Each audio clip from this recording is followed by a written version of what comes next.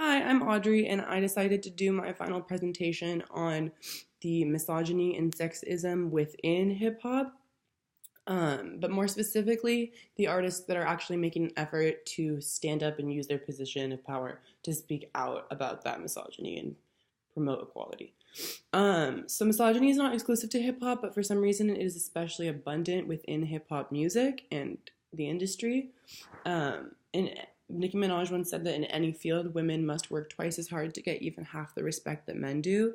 And I feel like that's something we see a lot in hip hop is that male MCs are getting a lot of respect and notoriety, but female ones like really, really have to make a name for themselves in order to be respected. Um, so we live in a society that's really heavily biased, that sometimes we do have to give people a little pat on the back just for not being sexist. But um, I just wanted to highlight the rappers that are doing a very good job of this and using their platform to bring attention to this issue. I remember being in middle school and listening to songs just because they were catchy, but they all called women bitches and told them to like shake their asses, just very degrading stuff. And that's what we hear most of the time in hip hop music. But there are actually a number of artists that do conscious rap and are speaking up about issues like sexism and immigration and other stuff. Um, and I wanted to highlight some of those. So the first one that came to mind when I was starting this project is Tupac. You can't really think about equality and respect for women in hip hop without thinking of Tupac. Like he's immediately who came to mind. And obviously, I'm going to reference Keep Your Head Up because it's an incredible song. And it was pretty revolutionary. Like, Tupac is out here talking about respecting women and being kind to them and, like, all the things that they do for us and just how we should respect them and not degrade them. The second example that I wanted to give from my playlist is Revolutionary Generation by Public Enemy, which was released in 1990. So in the past, one of their members, Chuck D, was known to be like kind of sexist a little bit, but he actually like completely did a 180, reversed his ideals, and now Public Enemy and Chuck D are actually singing about respecting women and being kind to them. And so in Revolutionary Generation, they're singing that day to day America eats its young and defeats our women. There's a gap so wide we can all swim in. Because I'm tired of America dissing my sisters. They disrespected mama and treated her like dirt. America took her, reshaped her, raped her. Nope, it never even made the paper.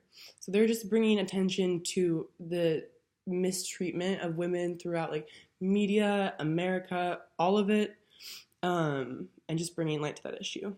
And then another one of the songs that I used was Sure Shot by the Beastie Boys, which was released in 1994. The Beastie Boys were not immune from homophobic or sexist lyrics in their time. However, in 1994, they actually publicly apologized for their homophobic and sexist lyrics. And in Sure Shot, they rapped about, I want to say a little something that's long overdue. The disrespect to women has got to be through. To all the mothers and sisters and the wives and friends, I want to offer my love and respect till the end. So they're kind of just reversing it. And after that, they dedicated a lot of their career to erasing sexism and homophobia from their repertoire. And they were actually on tour with the singer Prodigy and asked him not to play Smack My Bitch Up because of the offensive lyrics. One of the other songs that I chose to use, the last one I'm going to highlight, was Camé by Ghostface Killah. He's in the Wu-Tang Clan, very famous. You probably know him.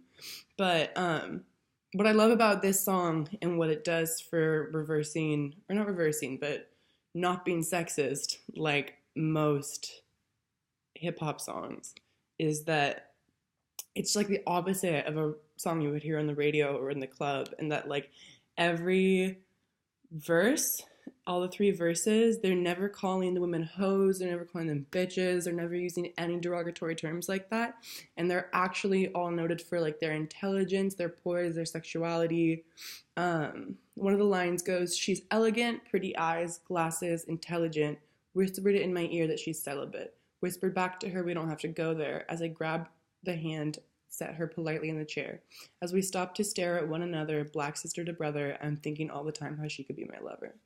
So most hip hop songs you hear, they're just talking about like shaking their butts and having sex with a bunch of women, like how many guns they have, and just they're all being very derogatory towards women, but here it's just the total opposite. So in doing this project in general, I wouldn't say that it was hard to find the content that I was looking for, just because ironically, misogyny and sexism is so prevalent in hip hop culture that there are actually like a wealth of resources on how to combat them, or like pointing them out, or artists that just do the opposite and actually raise up women. It was kind of ironic because I was looking for songs that like supported women and exalted them, but I googled that and one of the links that popped up was the 15 most misogynistic lines in rap history. So you can just like, even by searching it up, you can just see the contrast between like the rappers and the artists that are trying to, I don't know, pave the way for a less sexist culture and like use their platform and their music to stop misogyny and sexism within hip hop. And then you also see the ones like Odd Future and like all these other people that just do the opposite. So what did I learn? I learned that sometimes artists, like specifically the Beastie Boys, but a lot of artists that had proven to be misogynistic or sexist in the past, sometimes when they become aware of their sexism, or like when they have to have somebody point it out to them, they'll actually like realize that it's a big issue, publicly apologize, and then like use their platform to speak out about how big of an issue it is in the industry. So that's what I learned, because I knew that a lot of hip hop music was sexist. I knew that there were some rappers that did speak out about it and use their platform for good, but I wasn't very aware of like the quantity of artists that had been sexist in the past, became aware of it, and then reversed it and are now doing good. So thank you for listening to my presentation.